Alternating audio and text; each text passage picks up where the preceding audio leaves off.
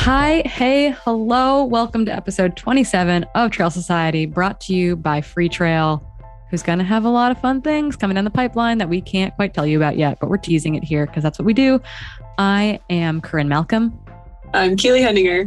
And our usual third co-host, the Hilly Goat Allen, is presently hopefully asleep in France as we speak, prepping for UTMB. She flew out after competing in a gravel race out in Vermont this past weekend. So she's in Europe, hanging out, getting ready for hopefully a very, very good performance at the end of August. But we could not be doing this without our sponsors who are helping us produce this stuff, bring you cool interviews, hopefully give you some of the content that you want. Our show today is brought to you with support from Athletic Greens, someone who we cannot be doing this without. You know them as the green drink that is storming its way into all your favorite endurance-centric podcasts. I know it's a healthy chunk of change, but it's an all-in-one. It's your multivitamin, it's your probiotic, and it is so much more. If you would like to try Athletic Greens, you can head over to athleticgreens.com/Trail Society. There, with your first order, you'll also be given a free 1-year supply of immune-supporting vitamin D and 5 free travel packs with your first purchase. Again, that is athleticgreens.com/Trail Society. But let's dive into some races, some race results, and some news.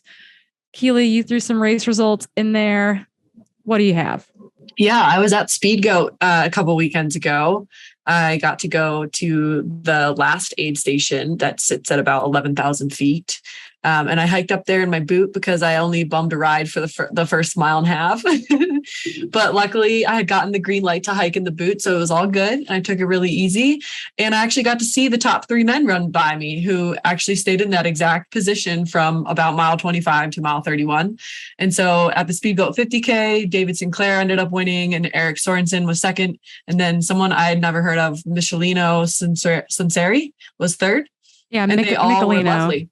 Yeah, I know Michelino Sinceri. He's from the Tahoe area, but now lives in Driggs, kind of over in the Teton Valley, runs for the North Face. Yeah. He's a good mountain athlete, good mountain runner, a good top 3.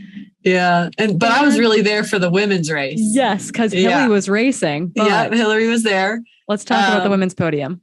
But yeah, the women's race was interesting. So Jennifer Lichter was winning for a while and then ran off course and missed an aid station. So she had to backtrack and then run to that aid and then continue on. From what I've heard, she missed 4 to 6 miles. Something very, is very significant, like as little as 3 miles, as many as 6 miles. Yeah. Came back onto course and you saw her up in 7th, I think, but I think she was as far back as 14th when she got back onto course, which had to be devastating for a young, talented athlete who was leading at that point. Yeah. And so Addie Bracey came up to where I was at in first place by about 25 or 30 minutes at that point. And she looked solid. She was cruising at a really solid pace, looked very comfortable, asked me how far ahead she was. At the time, I had no clue. So I said, I think pretty good.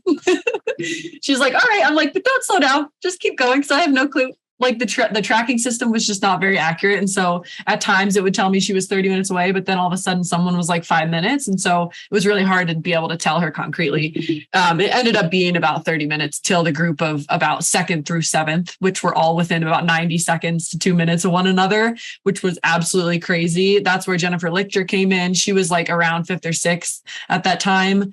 And Lindsay McDonald had come in at 2nd, and Jennifer ended up kind of beating out all of those women, getting 2nd place in this race. And then Lindsay McDonald, who is out of Flagstaff or was out of Flagstaff, is still out of Flagstaff.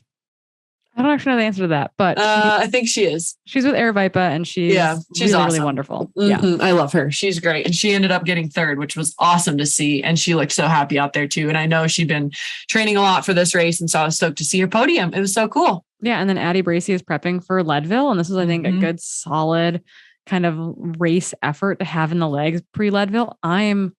She hasn't had her time before running Leadville was not bad by any means, but I don't think it was the day that she wanted. And I think she's learned a lot since that experience. And I am so excited to see what Addie will do at Leadville in, it's 2 weekends away. It's the weekend after the Leadville 100 mountain bike race, which is a week from this Saturday. So 2 weeks away.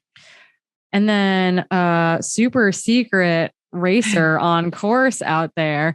Bronze medalist marathoner Molly Seidel ran the 28K that Hilly was second in just the day before that, which we were kind of all like, oh, this is really interesting. She had just, not raced worlds due to a sacral stress fracture. She raced under her boyfriend's last name, which is kind of like that makes me feel good for her for getting out and doing a race and not feeling like, someone's going to find you in the results and like have an opinion about you, these searchable things. Yeah. Like I know that she's had some issues with Strava and privacy issues. And so that could be a part of it. But, I think that people also race under aliases all the time to like remove that comparison factor. And that kind of gives me the heebie-jeebies a little bit sometimes. Yeah. I hope she's doing okay and not pushing herself a little bit too much. Cause I think Hillary was talking to her and it sounded like she was taking it easy, but on July 17th was her first, easy run back from a broken pelvis. So to go do, 18 miles with 8,000 feet of climbing seems a little bit ambitious, we'll say. Yeah, seems like pushing it a little bit, but to each their own. I was gonna say we're not reserving judgment; we're kind of judging, which I think is fair, right? I think people are going to be wondering about that. Yeah, and people look up to her, so I think it's like you want to put a good image out there for people when you're recovering from something really traumatic. And okay, moving on. Never Summer 100K. I put Never Summer in here for one reason and one reason only. Meg Morgan crashed the overall podium, finishing third. Never Summer is a beast of 100K. It's 65 miles. It's all at super high elevations. She finished in 13:15, and that was just 7 minutes behind the first place male and 5 minutes behind the second place male to finish third overall. So that was, I don't know. That was wild. You put another stat in there. What was the other kind of result out of Never Summer? Yeah. So one of my friends back in Boulder, Silke Koester, posted that 4 out of the 6 top women, so second, third, fifth, and sixth, were all moms. And so she was just celebrating mom power at that gnarly 100K race. That is super exciting. I feel like San Juan Solstice had a bit of that too, where there were a bunch of moms. There were moms in the top 10 at Western states. Like it's really, really cool to see, mom runners out there just crashing the podium, storming the women's field. Very, very cool. The other result that we had on our list was the near death marathon. Several of you sent this to us, and that is part of the Canadian death race. It was, I think the big deal with it, right, was that the 1, 2, 3 overall were all men, or not all men. Wow. All women. I'm doing really well today. That was why it was a big deal. They were all women, which is really, really cool. Can you tell us what who the top 3 women were in that race? Sure. So first place was Priscilla Forgy. Second place, Jenny Quilty. She's a friend of the pod. She slides into our DMs all the time with a lot of news. We love her. And then third was Kim Cameron. And so that's pretty exciting. They were first through third, and then the fourth place was a male. So 15 minutes behind them. So yeah, by 15 minutes. Heck, crazy. Yeah. So cool. I think we've got our next couple things are race results oriented, but aren't actually race results. So it's we've got a pre-news race topic, I will say. And the first one that you put in there was World Track and Field Championships on home turf in Eugene, Oregon, was the most successful world championships ever for Team USA. And the women really, really showed up as kind of watching it. That was my impression. Yeah. And just the field part of track and field really, really showed up too. So I'm wondering if over the past years, we've started investing more money in the field area of track and field as well, because we got a lot of medals on the track, but we also got a ton of medals in the field, which was really cool. Records. Yeah. Coming in those field disciplines. Sydney McLaughlin. My gosh. Yeah. I mean, on fire. There were so many. They also, really fun fact. Oh yeah. So for the 4x400, you can have a different team for the prelims than the finals. They flew in the GOAT, Allison Felix, for the prelim to get the Team USA women's team to the final. And then Team USA, obviously was a little different for the final. They brought in Sydney and a bunch of other girls, and they won the final too. So that was really cool to see. Oh yeah. Allison was like, I had a hot wing in one hand and a beer in the other, and USATF was on my phone saying, hey, you got one more race in you and we'll let you really retire. So that was, she tweeted something like, my phone's on silent or something after that with her with a basket of wings afterwards. And I thought that was such a boss move. So cool. Very, very cool. Okay. Tell us a little bit so I filled out the survey. It's for the International Trail Running Association, launched its 2022 survey, and those results have been coming out. And I'm wondering kind of what your biggest impressions were from it. Well, I was wondering, you filled out a survey, but not many other women did. So it looks like only 18% of the survey respondents were women. Out of 9,000, that's a pretty small percentage. And so I'm just wondering, like, maybe the way they marketed the survey did not get into the inbox of many females. Or probably many North American athletes too. Yeah. That's kind of my big concern here. Yeah. And so, I mean, it was an interesting find or study. They asked a lot of questions, a lot around, injuries and how much people spend on trail running equipment every year and their favorite shoe and all of these things. And a couple of things that I think came out that were kind of interesting. One being the most popular shoe was Salomon, but there was no option for Ultra or Adidas Terex on there at all, which are arguably like, pretty popular shoes. They also asked a lot about injuries, and 62% of the population, so that's really high, have had injuries in the past year, most popular being the ankle. So welcome to the club. But it also highlighted and interpreted the results in a very interesting way. And so they asked who takes breaks off of running, and 20% said they take less than a week, 20% said they take a week or two, and 20% said maybe more than 2 weeks.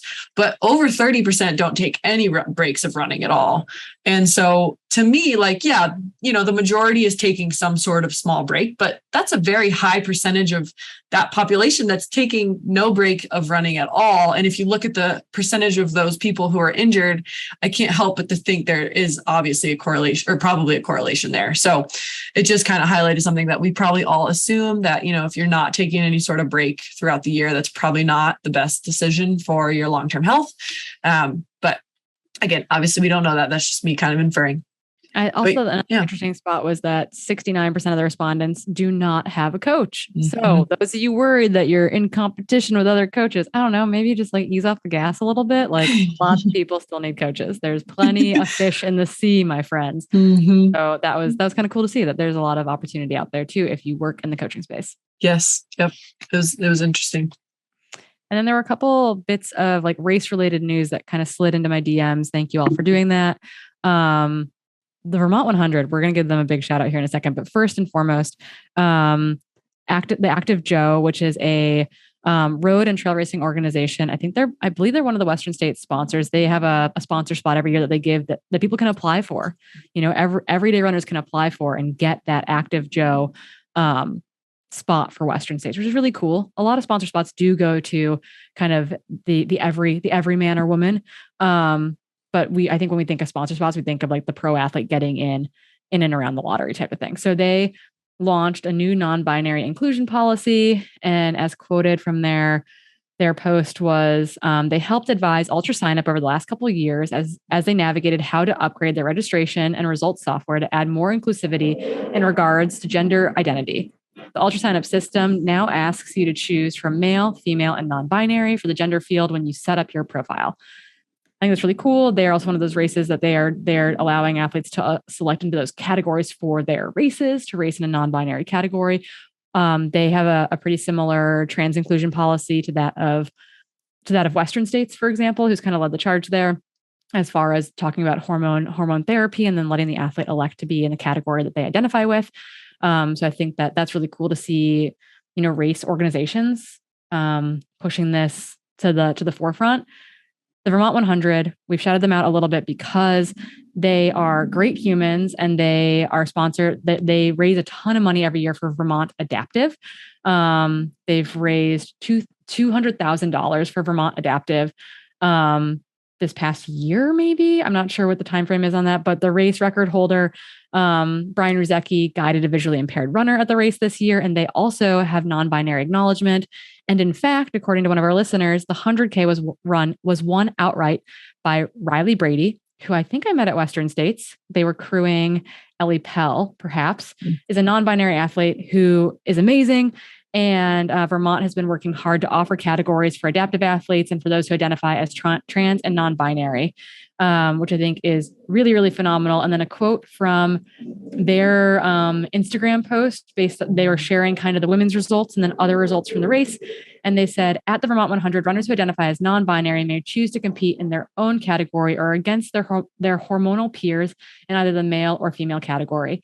Like our athletes with disability in the disabilities division, this option is presented as part of the race's larger push to expand accessibility and inclusion in the sport of ultra running. We believe that the trails are a place for everyone, and we continuously strive to make our runners, volunteers, sponsorship, and fundraising opportunities as accessible and appealing to people from all backgrounds and identities. So big, huge shout outs to Amy and Brian and the whole Vermont 100 team. I just think they're doing really amazing stuff, and they've been shouted out many, many times in our DMs. And I just want to give them more press because that is really cool. That is really awesome. We got to head out to that race one year.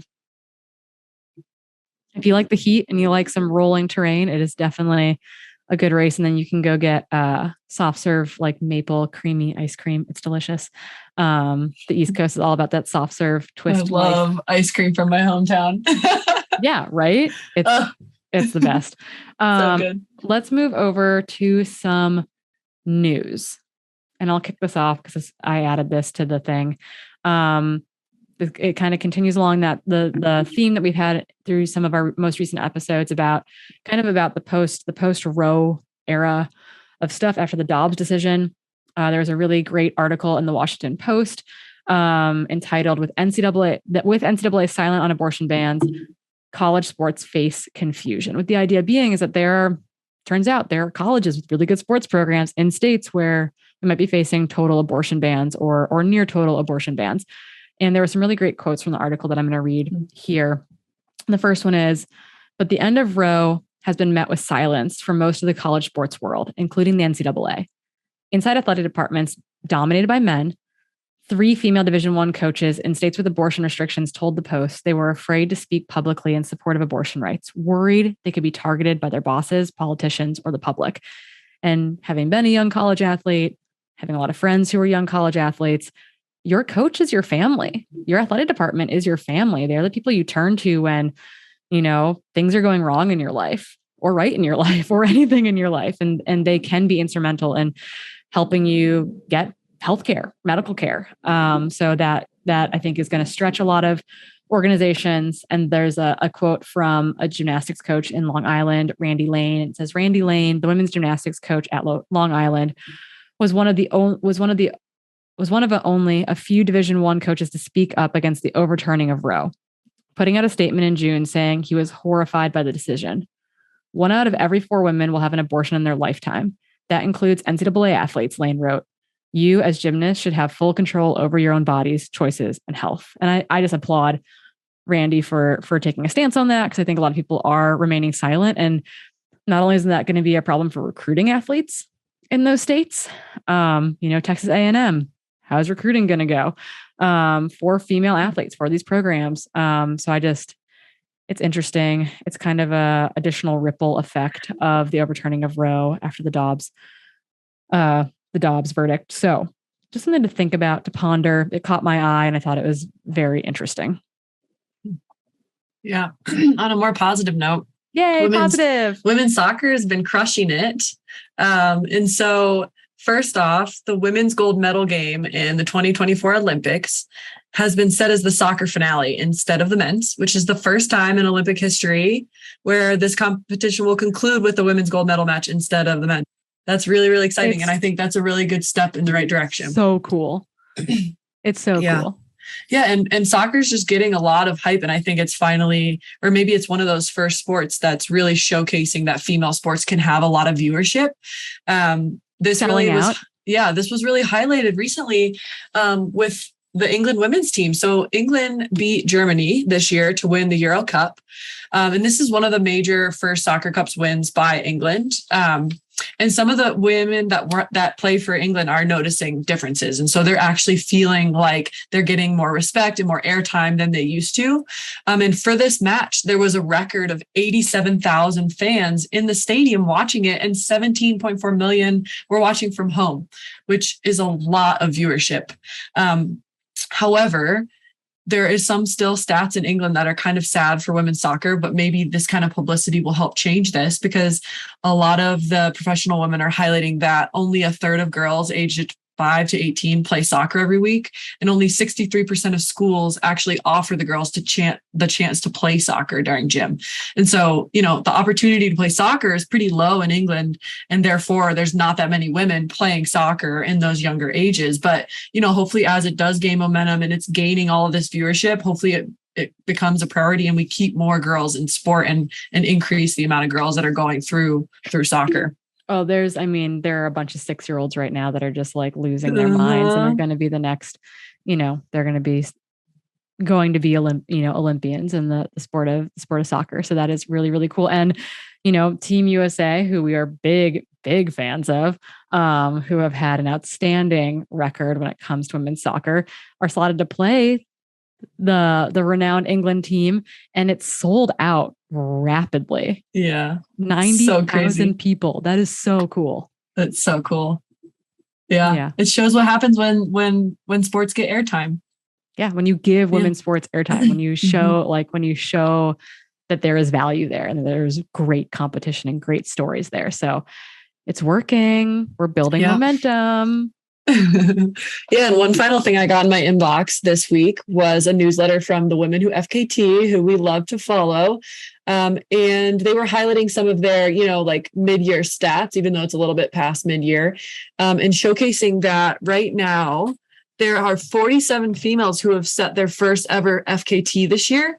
And Women Who FKT's goal was to get 50 women to feel brave enough to shoot for a new FKT. And so, we still have 4 or 5 months left in the year. And so there's still time to get those 3 girls to get to 50. And then, hopefully we can go above that number. Another thing they highlighted was to increase diversity in FKT. They wanted to encourage members of the BIPOC community, queer, transgender, to go for FKTs. And so right now they have 6 this year who have gone for FKTs, which is not great, but it's a step in the right direction. I'm going to kick myself for saying that again, but I think, I'm glad that they're putting emphasis around trying to encourage diversity in this space. And then the last thing they highlighted was right now we were ahead of men for the year in Oregon and Washington, female to men in terms of FKTs. Right now there's 40 FKTs by women in the states and 45 by men. And so they're trying to encourage women in those 2 states to go out for FKTs and try to shift that balance again the other way. That's really, really cool. And I would say, part of what's going to build this is like us talking about it, is groups talking about it, saying, hey, like we want to support you in getting out there and trying this thing and getting out there and talking about this thing. So, they're a really cool organization. Give them a Google. We'll put their link in our show notes, but they've got cool spreadsheets too with like FKTs by in a couple of regions, including Washington and Oregon. And I think there's some for some other states. So it goes by distance, and it can give you an idea of what are established routes and what don't have established routes for women or for non-binary folks on those routes. So give it a gander. It's very, very cool. Something that happened to me today. I got a little notice in my inbox from the feed, and I'm really, really excited. I need more coffee and more snacks, apparently. I just ran out of waffles. So this could not come at a better time. I'm assuming you're just feeding JT because he's training for the Leadville 100 mountain bike race. But have you been enjoying any new product? Are you excited to order something and try something new? I'm definitely excited to order some new things. I feel like as I've been biking a lot more, I don't love to eat just my traditional running fuel. So, going on the feed and being able to sample like every single bar known to man that's made with, a lot of lovely ingredients, I'm really excited to do. And then, I definitely am getting more things for JT, but as I'm switching and now I'm able to do a lot more, like it's more for me. The snacks are coming back over. Yeah. But actually the coffee on there is amazing. I don't know if you've tried it, but the coffee beans are phenomenal on there. And I've tried 3 different kinds already. And yeah, I'm a fiend. Okay. We brought our espresso machine to Park City and I don't regret it at all. But yeah, they have Northern Coffee Works on there. Both of their blends are absolutely amazing. And then I also tried the Coffee Ride. And all three were really, really good. They all grind really well and like a pretty good medium roast. What I'm going to try next is the espresso roast specifically by the Coffee Ride. And I'm really excited about that one. That is very exciting. Yeah, I'm big in the bar family. I'm not so much a bar person when I run, but when I ride or do other activities, I'm all about the bar lifestyle. They're easier to get down when I'm not running. But if you would like to order a box of stuff, your one-stop shop from the feed, you can go to thefeed.com/Trail Society and you can use our new code Trail Society 15 for 15% off your order. Again, that is thefeed.com/Trail Society. But enough about snacks. We'll talk about snacks later. We have a really, really great interview for you today. We got to talk with a good friend of mine from the Bay Area, Claire Bernard Miller. She's got a doctorate in physical therapy from UCSF, and she specializes in a couple of regions of the body, generally the foot and the ankle, but also she's a pelvic floor PT. And that's really why we wanted to bring her on. Not only is she postpartum, not only has she dealt with injuries that are related to pelvic floor dysfunction, but we knew that, her story and the work she does would just be such a brilliant thing to share. So we're going to step out of the way. We're going to get right out of the way here, and we're going to let Claire tell you a little bit more about herself.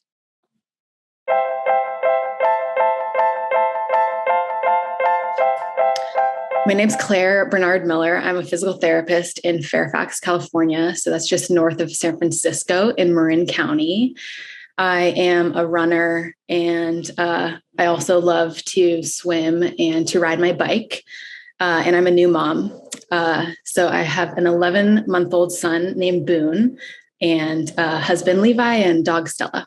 My business is Activate Physical Therapy in Fairfax, California. So my website is activateptw.com. And I should know what my Instagram is for my business, but I don't. I think it's Activate Physical Therapy. Let me make sure. Yeah. Activate Physical Therapy is my Instagram. So you can find my website through that too. My experiences in my own body have really led me to the specializations that I now help other people deal with.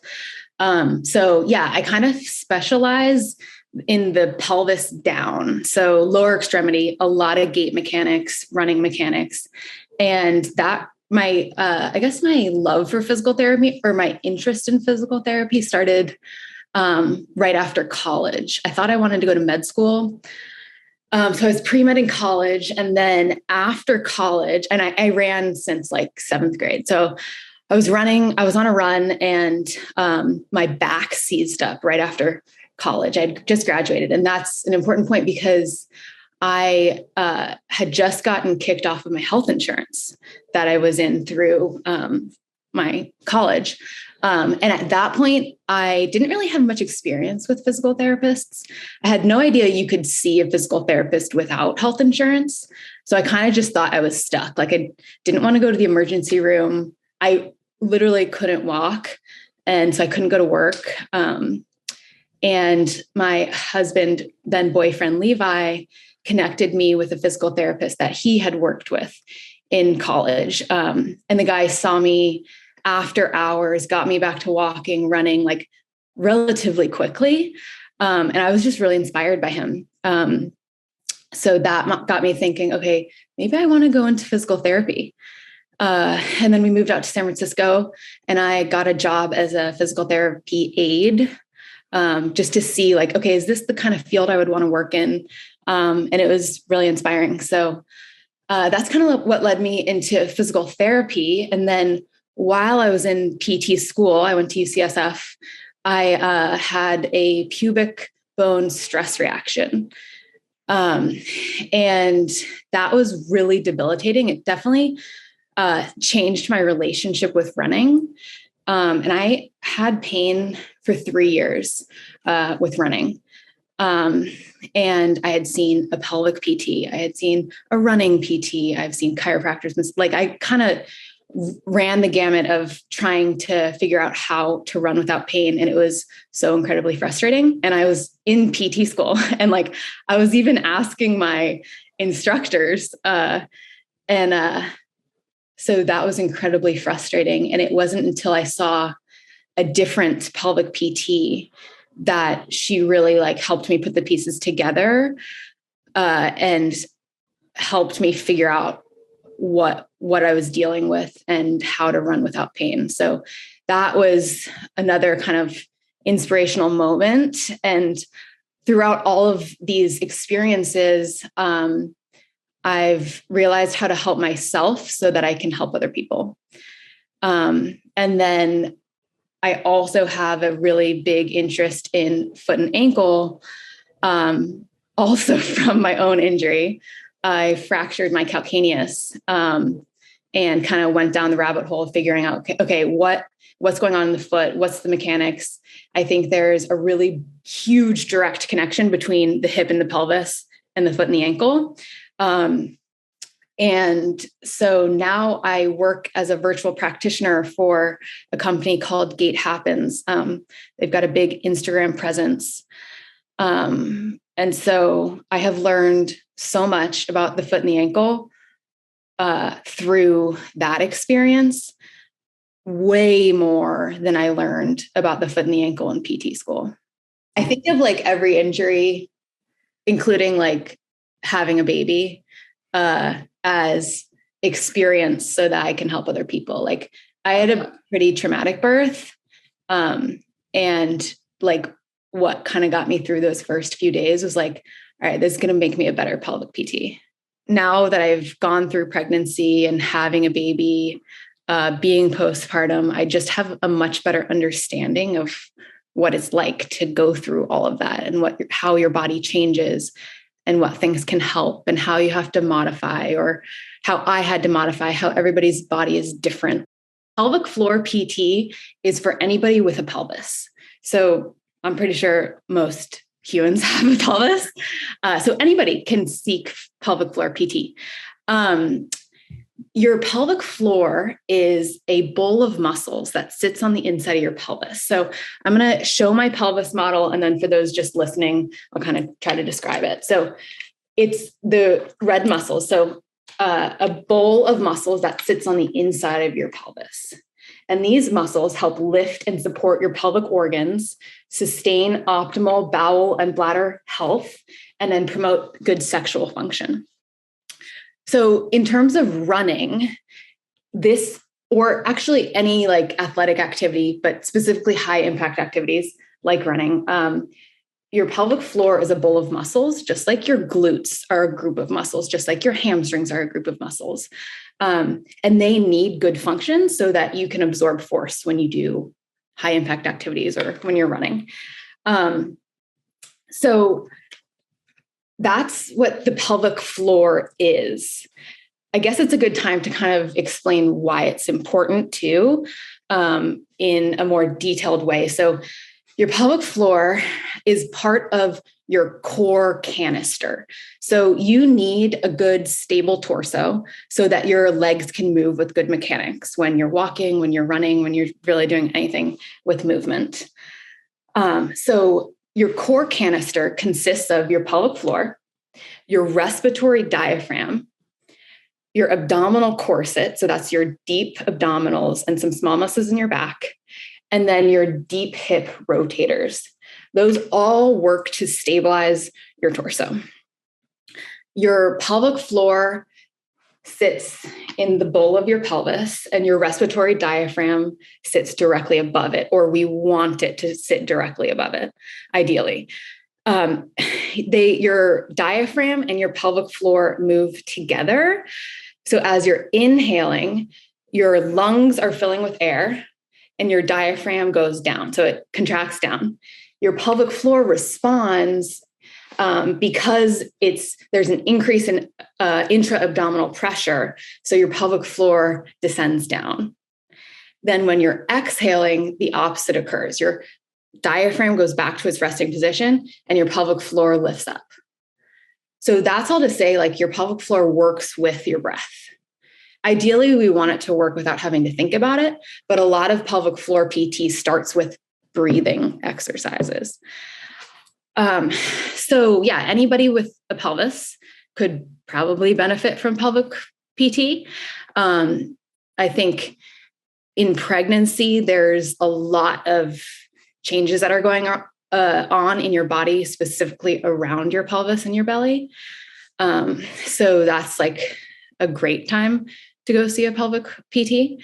But other than pregnancy, like anybody with any sort of pain in or around your pelvis, in your hips, SI joints, pubic symphysis, those are just naming a few examples.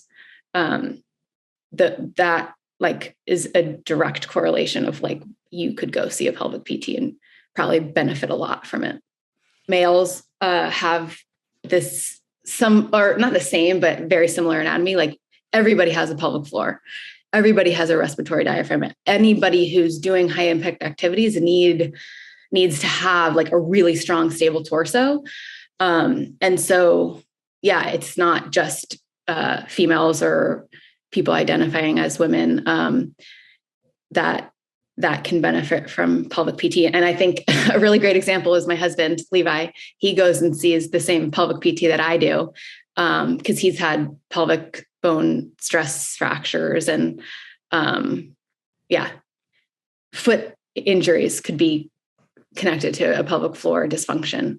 It's really just like, this is probably not like what listeners want to hear because it's like very vague, but a lot of this stuff is a gray area. Your pelvic floor is like just a group of muscles that is helping you absorb shock. So if you're not absorbing shock from your pelvic floor, you can just have more forces down the chain or up the chain. So, other areas where that is like very common to seek a pelvic floor PT would be pain with vaginal penetration or pain with sex, incontinence. So that's leaking urine, leaking feces. Very common for runners is to leak urine when you run, when you cough or sneeze. I can't tell you how many women say, oh yeah, I mean, I leak when I jump rope or when I run, but I had a baby. It's like, that's common, but it's not normal. And you don't have to live the rest of your life that way. I mean, any sort of high impact activity, if you're not able to control the load of your abdominal cavity, just that increased load, whether you're running or you're a gymnast or you're a heavy lifter, like incontinence is common. Mm-hmm. It's not normal. And it doesn't have to correlate with having a baby. Going to see a pelvic floor PT doesn't mean they have to go internal. I think some people get fearful of that. It's totally up to the person. I see a lot of people, like I saw a woman a couple of weeks ago who was having like SI joint pain and foot pain. And I was asking her, okay, how long have you been having this? Oh, I've been having it on and off for about 11 years. Okay, how old's your daughter? Oh, she's 11 years old. It's like, okay, let's talk about the pelvis and the pelvic floor. Okay, I'm sure many people sitting there were like, wait, what? We're talking about all this? I don't want to touch that. I don't want to touch incontinence. I don't want to touch, painful intercourse, all these things that feel like, taboo, this black box. But, the thing is that these things are common, but they're not normal. And so it's important to address these things. We live with these things. We tolerate these things, but why? Why do we just kind of like let them happen? So I really appreciate Claire's perspective on this and the idea of driving it home over and over again. This is common, but it's not normal. Yeah. And obviously that is really quite the common theme in female sports, right? There's always these things that come out later where everyone responds by saying, oh yeah, me too. Oh yeah, me too. When at the end of the day, like it's not healthy. So, people who for a while were saying, I train hard enough that I don't get my menstrual cycle. They all thought that was common and they thought it was normal, but we find out later that it's not normal. And so, yeah, I feel like she really puts puts that into perspective and realizing that this is common in women's sports. And so talking about stuff that is really uncomfortable to kind of realize that it's not normal is really important for female sport. Yeah. And I just love also just her personal, you just feel it, like her personal attachment to what she does just based on her own experiences. And I think that adds a lot to like how much she can impact not only the patients that she works with, but just like, in the interview, right? Like how she talks about all of these issues. So yeah, I agree. She was just wonderful to talk to, but that also just like, it brings that personal importance to all of these issues and makes me feel like, not uncomfortable talking about them. Yeah, breaking down those walls of this idea that like, kind of harkening back to the last episode too, like let's like not think about them as symptoms. Let's think about them as experiences, right? Like we all have these experiences and some are going to be the same and some are going to be different, but talking about them and sharing these experiences allows us to be less afraid of them, allows us to share that with our peers and our mentors and our mentees. Like, I think that is such an important thing to kind of, bring out of this and bring home every single time. Yeah. And she's also really good at breaking down pregnancy and postpartum and what happens to the woman's body in a really digestible way. And so let's cut back to the interview now to hear her talk about pregnancy and postpartum, and then how you can utilize a pelvic floor PT as well as your OBGYN to really start to come back to sport after these traumatic events to your body.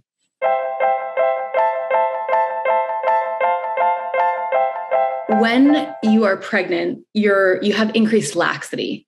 So you have an increase in relaxin hormone, especially in your first and your third trimesters. So what that means is that ligaments connect from one bone to another bone, and they have decreased stability. So basically, you have decreased stability in your body, and especially in and around your pelvis.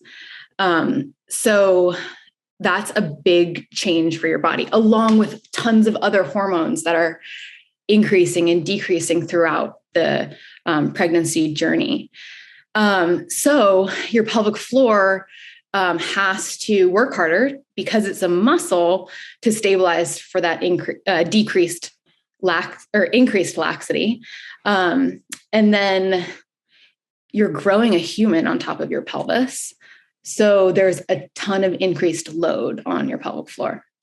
Along with that abdominal corset that I was talking about earlier, it's obviously getting stretched.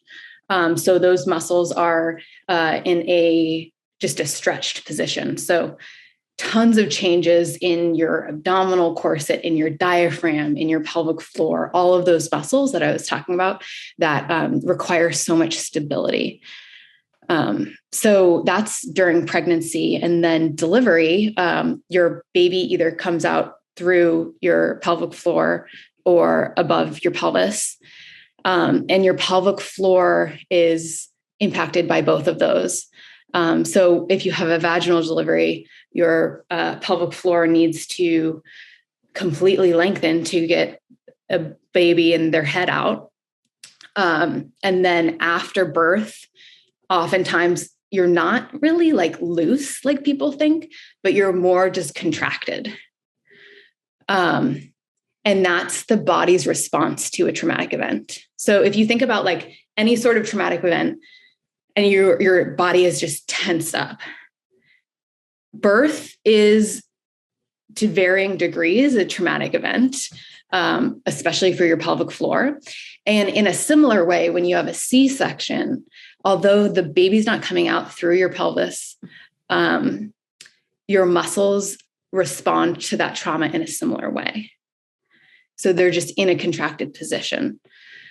So that's why when your doctor just says, oh, go home and do Kegels, that's not actually what you should be doing. We want to lengthen, and this is a lot of pelvic floor, whether it's like pregnancy or non-pregnancy, is and especially for runners or high impact activities, your muscles just get in a contracted state. So I like to give the analogy of your biceps. So you think, because people pretty much know what your biceps are. It bends your elbow and straightens your elbow. So if you think about doing bicep curls, and so for people who can't see me, I have my elbow almost bent all the way. And then you're doing a bicep curl. So your elbow is bent all the way. And then you're going back to that small range of motion, and you're doing a bicep curl with very, very little range of motion. That's like doing a Kegel when your pelvic floor is already in a contracted state. If you're not able to fully lengthen the muscle, you're not able to fully strengthen it. So a lot of pelvic floor PT is teaching somebody to relax their pelvic floor all the way. And that goes with the breathing that I was talking about. There is no time that's too early and no time that's too late to see a pelvic floor PT. So if you're thinking about, oh, I want to like make sure my body is functioning in the best way possible, thinking about getting pregnant, like going to see a pelvic floor PT is a great idea. You can also learn to fully relax and fully contract your pelvic floor through different videos. Like I have a video of a YouTube channel, probably have like 20 subscribers, but I have, or maybe it's on my Instagram. I can't remember. Either way, I'm really bad with social media, but I have a video explaining how to fully relax and fully contract your pelvic floor. And that could be a great place to start, where you're just bringing awareness to your pelvic floor, first understanding what your pelvic floor is, and then learning how to fully relax and then fully contract. Relaxation is the first place to go. And then if you are able to see a pelvic PT, that can be so, so beneficial, because there's a lot of people aren't totally sure if they're relaxing or contracting their pelvic floor by just watching a video. And that's where an internal exam is really, really beneficial, because a pelvic PT can say, okay, you're getting a lot of contraction anteriorly, but not so much posteriorly, or you actually aren't relaxing your pelvic floor at all. So let's try these other cues. I can vouch for that 110%. I am terrible at relaxing, it turns out. And I need a lot of coaching to get to a place where I can practice that on my own. So it can feel or seem very intimidating to go in and do that. But I would say that people that are working in pelvic floor PT are there for a reason, and are there to kind of guide and help you and keep you in a safe space and all that kind of thing. So while it might seem intimidating, I can vouch for it personally as being, some coaching in that regard can go a long way. So moving kind of back over to that postpartum side of care is that, kind of, I just want to hit on it one more time, right? Is that both vaginal delivery and a C-section causes trauma to those muscles and causes that contraction of those muscles that need to kind of be relaxed so that they can build back strength. Is there anything else kind of in that postpartum world that is going on that is inhibiting to the pelvic floor besides that just being in that contracted, those muscles and that tissue being in that contracted state? Well, it all depends on what your delivery was. Like if you had tearing and you have stitches there, that can really affect it. All sorts of things depend. If you had a vacuum extraction or if you have scar tissue from your C-section, things like that can all contribute to it. I guess one other thing I wanted to point out was that contracted state can also cause incontinence. Interesting. Because you're not getting that full relaxation, so that your pelvic floor is not functioning in the optimal way. It's not able to support your bowel and bladder function.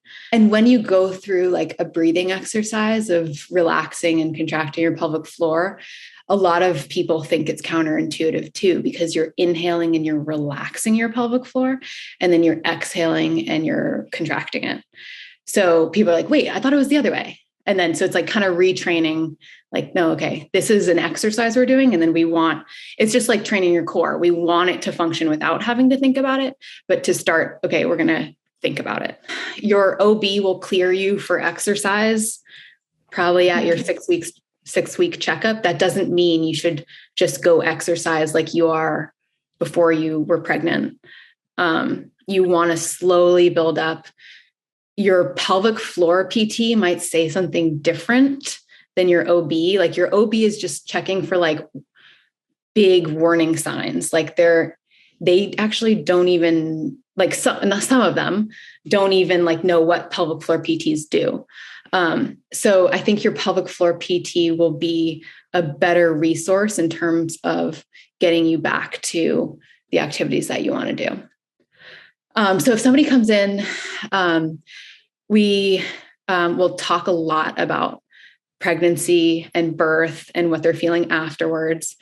Sometimes they're not even experiencing like pelvic pain. Like I know for me, postpartum, I had back pain and shoulder pain. That was like really debilitating, like in those immediate weeks postpartum.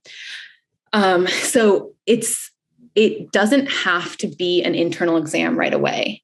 And that really depends on the comfort level of the person. I mean, after you give birth, so many people have like been in and around your pelvis that like, you're probably pretty comfortable with somebody doing an internal exam, but that's not everybody. So yeah, we'll do a lot of breathing work. And that's like the first place you want to work on after having a baby. You're lifting a baby like anywhere from 4 to 12 pounds right away. So you're doing a lot of lifting that can cause a lot of low back issues or issues anywhere, shoulder issues. So it's really like an overall assessment of how the person's body is doing, not just their pelvic floor. But getting more into the pelvic floor, it'll be like if the person does want to do an internal exam, a lot of soft tissue work because your body has gone through so much trauma. And we talked about that contracted state of your pelvic floor, just getting those muscles to relax, like just like you would go for like a massage or soft tissue work on any other area of your body. The easiest way to do soft tissue work on the pelvic floor is from an internal exam. Common worries or complaints would be diastasis recti. So that's during pregnancy, when your belly is growing, your abdominal muscles are literally getting pulled apart because your belly. So after you give birth, it goes back. It doesn't go back to necessarily your body before pregnancy, but diastasis recti is actually a lengthening of the sheath between your abdominal muscles on each side. So if you think about like 6-pack abs, that line that goes down the middle is your linea alba. And so with diastasis recti, that linea alba is lengthened. So everybody has some degree of that separation because we think about like that 6-pack abs. We don't have 3-pack abs. So about like 1 finger width is normal. Right after giving birth, you're not going to go back to 1 finger width. Like you might be 2, but with time and with pelvic PT and getting your deep transverse abdominis engaged, you can bring that back towards what we think about as normal. But it doesn't happen with everybody. So and I think that's like a really common thing that people worry about during pregnancy and after pregnancy is like, are my abs going to not come back together? And then another one is prolapse. So prolapse is, so I talked about how your pelvic floor helps to lift and support your pelvic organs.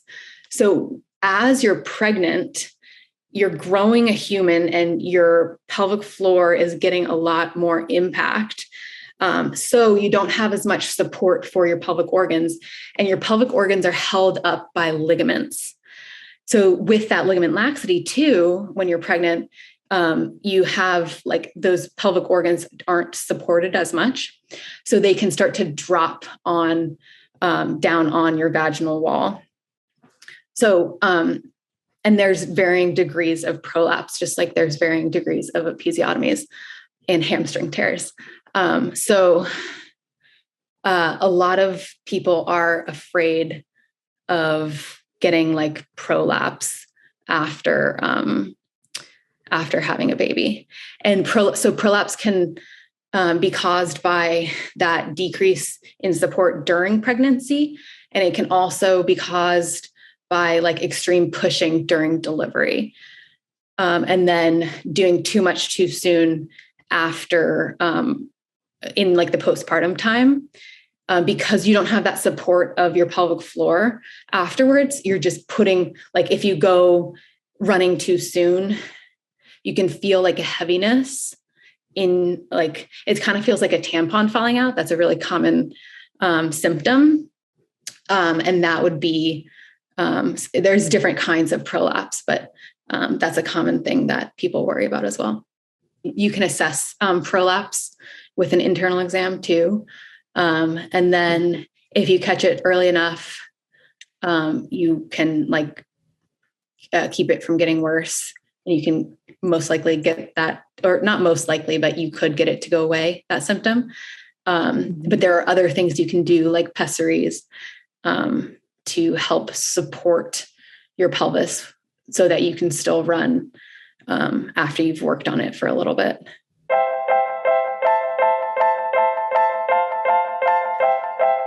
I think many of us think of the labor and delivery portion of pregnancy as the traumatic portion. Even if you have a relatively smooth delivery, you know, there's still trauma to those tissues, still trauma to that musculature and to those joint spaces and cavities, you know. But truly, like pregnancy, the act of growing a child, you know, stresses the body. You know, you've got increased joint laxity in these ligaments and these tendons. And then running itself is this high impact activity that puts a lot of pressure on the pelvic floor. So it's really interesting to kind of slowly paint this picture in my brain of all these little things and how they impact our bodies. And I think, you know, sitting here as a person who's never had a baby, you know, I take all of this for granted, right? I'm like, my body operates mostly okay. So I think that was really interesting to kind of see that picture laid out for us as far as like what is actually happening to, as she says, that bowl of muscles that makes up your pelvic floor. Yeah. And so thinking about pregnancy and my own possible journey, like I'm already thinking that I need to go see a pelvic PT right now, you know, given my running and all that. And so when she talked about prehab for pregnancy, it really resonated with me because I'm like, we do prehab for a lot of different things. But if you go into pregnancy with a really, really weak pelvic floor and your ability to control your core is not very good, you're not going to have that good of a recovery from pregnancy either. And so I think that prehab part is not talked about, but is also really, really important for us to consider when we are thinking about going into a pregnancy, especially being athletes beforehand. Yeah, I mean, absolutely. And then I'm thinking about like my personal history too, about how everything is interconnected. And of course, like I've heard this before, but specifically with like my foot and like ankle injuries, right? It's like, okay, well then should I be looking elsewhere? Right? Like, of course, always, you know, there's always injuries that kind of originate, if they're down chain, they originate upstream. So, and I know like Claire mentioned that she's basically from the pelvis down is like her area of specialty. So there's all of this interconnectedness, and yeah, it's really interesting. And also, you know, everyone has a pelvis too. So it could all be related, even if you haven't had a baby or preparing to have a baby. Yeah. And I think she talks a lot about how women come to her with common worries, right? They think that they're going to have all of these things happen. And she says that, you know, like something like prolapse could happen, but that you can work with your pelvic floor PT to really like get those muscles to fit back together.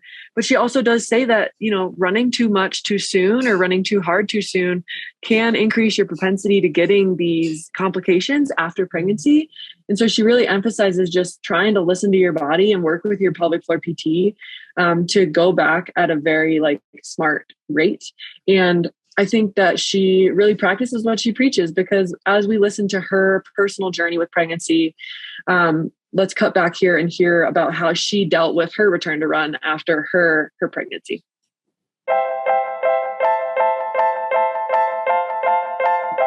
I ran through my pregnancy up until about 6 months. So yeah. And then I swam and I rode my bike. And then when I didn't feel totally comfortable riding my bike outside, I switched to the stationary bike. But I swam and I rode the stationary bike up until the day that I went into labor. So I think I was very aware of my body through pregnancy. And the reason I stopped running was because I was having discomfort at night in my pelvis, where I'm like, okay, I could keep running, but like, why am I doing this? Just because I want to keep running. And then it's like so uncomfortable at night. So then I was like, I think I want to stop. And I knew that to some degree, pushing through symptoms in pregnancy is going to make the postpartum recovery harder. I think everybody is different, just like you highlighted, in what they're able to do. Like, I was so much slower running when I was pregnant. I was thinking about like women who can still run like super fast miles or just fast in general. I'm like, wow, that's amazing. There's no way my body could do this. But I was able to stay active, like to a pretty high degree, through my pregnancy. So I think that really helped. And then doing pelvic floor PT through my pregnancy was so helpful. And then, so for my birth, I was in labor for 63 hours, which sucked. And then, so it was a really, really long labor. And then it ended in an emergency, because what we found out afterwards was the umbilical cord was short. So as he would drop down into my pelvis, when I started pushing, his heart rate would drop. So then it became an emergency. And then they got his heart rate normalized again. And then I started pushing again. And again, his heart rate dropped. And so they ended up using a vacuum extraction and gave me a grade 4 episiotomy. Oh, so an episiotomy, yeah. An episiotomy, for those people who don't know, is a cut between your vagina and your rectum. And it's a varying degree of 1 through 4, 4 being the most. So a grade 4 episiotomy, you're cutting from your vagina to your rectum. So that was nothing I ever thought would happen to me. Like, I was like, okay, I know that there are things that are not under your control when you give birth, and a C-section, like if it's an emergency, like that might happen. An episiotomy, like it used to be routine for women, where they would just cut it because they thought it would decrease the amount of tearing. And they don't do that anymore. So I don't know. It's just like, I think the stats are like 2 to 3% of women go through or have a grade 4 episiotomy.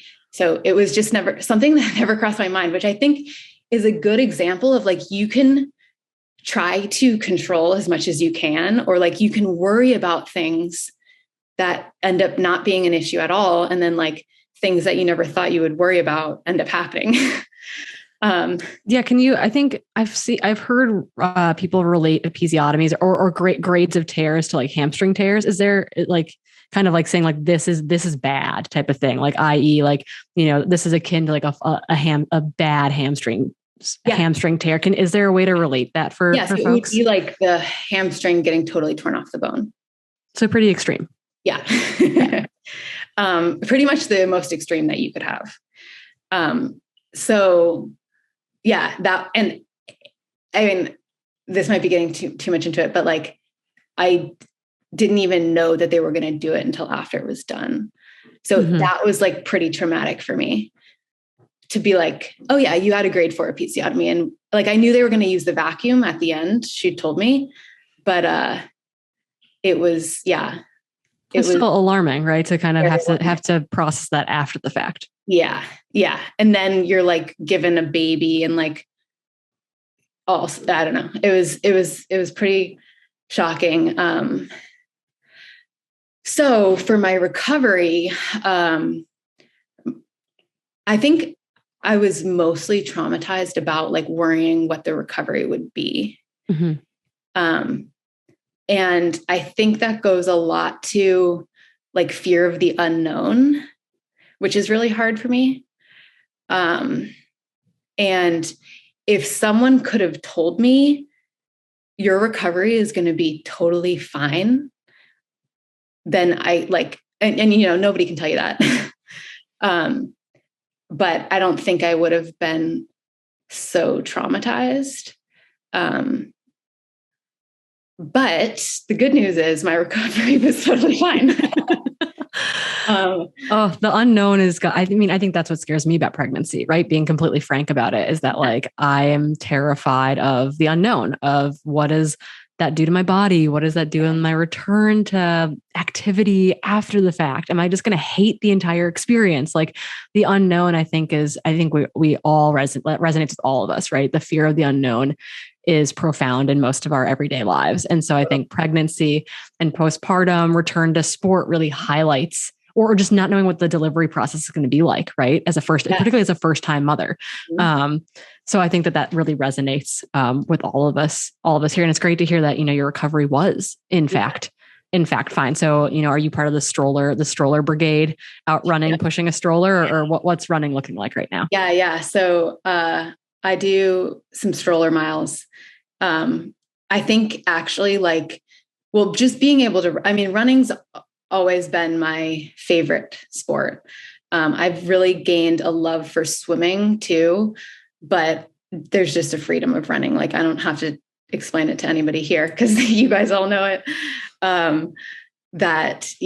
It's just such a great feeling. So to be able to do that with a stroller is like also freeing because you don't need to like rely on childcare. You don't need to rely on anybody else, but you can just bring your baby along. And I think I'm very fortunate that my son likes being in the stroller and he likes stroller running. So now, I took 4 months off of running postpartum. And I was able to like start a walk run program at 3 months. And I just didn't feel like I was ready. My knees were kind of bothering me and I've never had knee issues. So I was like, I'm not ready. I waited another month. And then I did a walk run program, which is like the walk run program I give most people when they're returning from an injury. And I kind of always viewed like, and I don't know if this is right or wrong, but like I viewed birth as like a planned injury where like, this is my choice. And I know I'm going to like be going through this slow process of it's like a huge change in your body. It's a new body that you're figuring out along with like a human that you're figuring out. So yeah, it was like, I knew I'm an injury prone person. So I already knew that like I would be pretty conservative. But I would say that it's been like a great learning experience and I've had a pretty great recovery.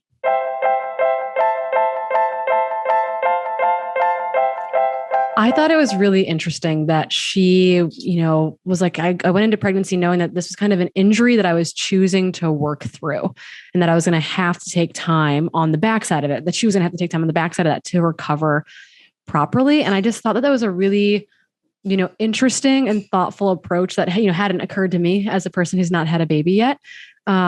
But I thought that was really like very profound. You know, we were on the roller coaster ride with her, right? Like, I think we were all on the verge of tears listening to her story there, but to know that, you know, she came back because she listened to her body really well and listened to those instincts and her own personal training and knowledge as a doctor of physical therapy. I thought that was really cool to hear, where she's made it to at this point. Yeah. And I think there's like a theme almost of like what we've been hearing with just like, you know, a couple episodes ago when, you know, you interviewed Claudia and Liz, it's like, that's exactly what they were talking about there, right? It's like listening to your body, like giving yourself permission to take it slow. And I think she's really good about, Claire is really good about like, okay, it's like your experience, everyone's is a slightly different, but then, you know, letting it help, you know, guide you in yours. Yeah. And I just thought it was really impressive that she was able to, take a recommendation from her doctor who said, you can probably start running now 3 months after. And she denied that. And she said, no, I actually need another month before I can start my walk run program to begin running again. And I'm going to honor that so that I, can actually return to running and honor my body along the way. Yeah. And she rolled with that unknown so well. And I think that's what really resonated with me, probably resonate with all of us, right? Like the return to something is unknown. What is going to happen to your body is unknown. We've all dealt with that with injury in general, right? Like that it's a non-linear process. And I think that's important to remember is that, comparison can creep up here. It's really easy to see someone out crushing it really quickly after having a baby, but recovery for most of us is non-linear, in injury, in pregnancy, and in many, many things in life. And so I think it's really, that is what I will be taking forward from this interview personally, is like to kind of lean into that a little bit and be okay with the unknown, because, eventually like I will be fine. Okay. Once again, I'm biased about everyone here.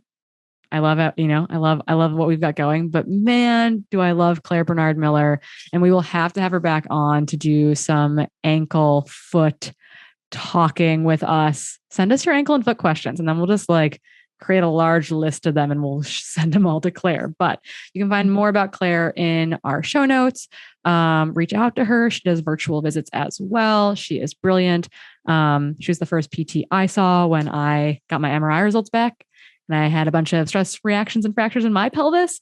And then she went on maternity leave. So she is really wonderful and cannot give her enough praise. But to round things out, to finish things off, our Society Slam, brought to you by our really good friends at Oura Ring. Off air, we were just gushing over Oura Ring because they have some really exciting news that came out this past week. And Keely, I'm wondering if you can fill in everyone as to what that was. Yeah. So we already told you guys that Oura was saying when everything came out about Roe v. Wade that they will protect your data, right? That they won't share your data with your employer or with the federal government or whatever, so that you'll have that to yourself and that nobody can track your fertility or your pregnancy or anything like that. But more recently, they've now partnered with the app called Natural Cycles. And Natural Cycles is an FDA approved birth control app that is used to prevent pregnancy naturally. And it's also used to plan pregnancy. And they basically partnered with Oura to use the Oura technology to monitor your body temperature instead of having you have to set a timer every day and actually monitor your body temperature every single day. You actually just now can wear the Oura Ring to sleep and it'll calculate your body temperature and feed all that data into the app so that the app can then project your fertile window so that you then can, plan to try to get pregnant around that time. And this partnership is really cool. Basically, you'll save 20% off a Natural Cycles subscription and get $40 off an Oura Ring when you sign up on the Natural Cycles website. And the other really cool thing is they accept FSA and HSA. So that's like your savings account for healthcare. They'll let you use that because it is an FDA approved device for tracking your fertility window and protecting yourself from pregnancy. Yeah. And super, super effective, about as effective as traditional birth control pills.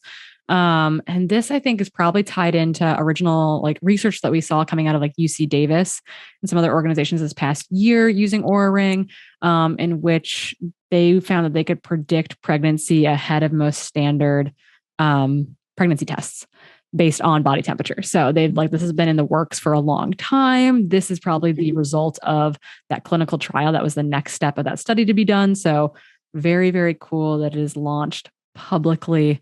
That makes me really excited. Mm-hmm. Yay science. Yay lady-driven science. Yay science that is designed for women. That is exciting. Yeah, we're coming a long ways. Yeah, we are. We're making strides forward. Okay.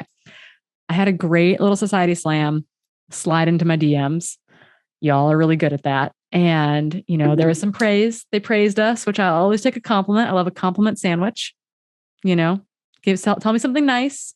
Tell me something critical. Tell me something nice. I will generally listen and respond well to that. But they actually had a question. And their question was that a buddy of theirs recently asked for them to pace them at the Dark Divide 100 miler.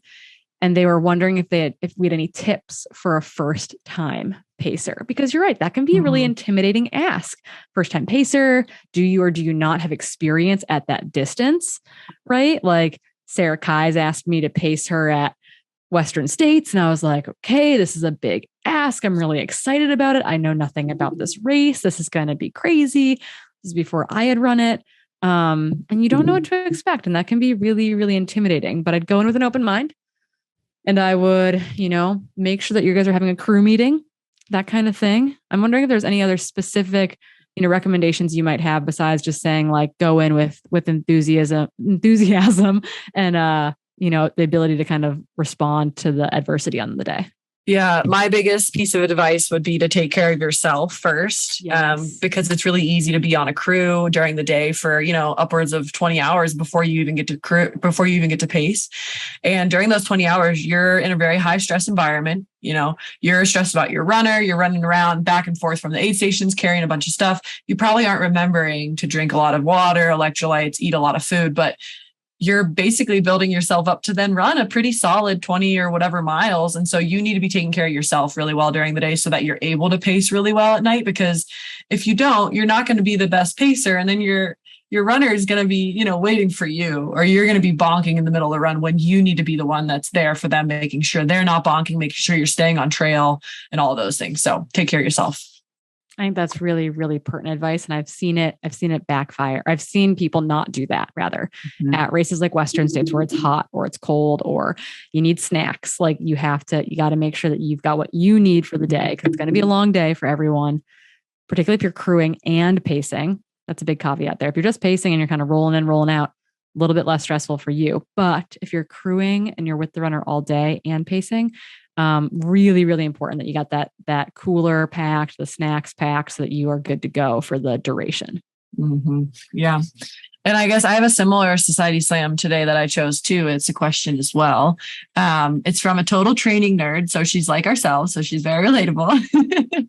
But she was wondering that she's heard a lot about the 80-20 rule for intensity, where 20% of the runs are at high intensity, 80% are not.